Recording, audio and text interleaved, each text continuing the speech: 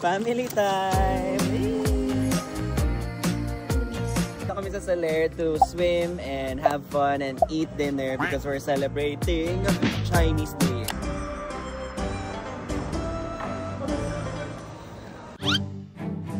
We are back. Sabi ko, ang laki naman ng table. Sabi niya, doon po kayo sa loob. Wow! Look at the aesthetic.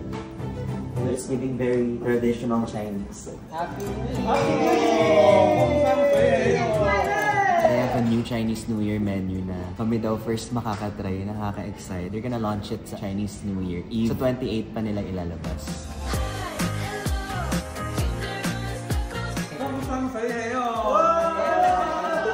Kakain muna kami kasi tulog na si Papa. Let's go.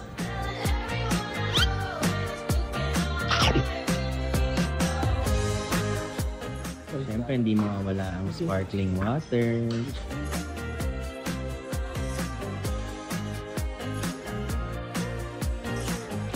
Food coma. So, ang basog ko. May take out Huwag mong isama to. Hala, nakakahiya.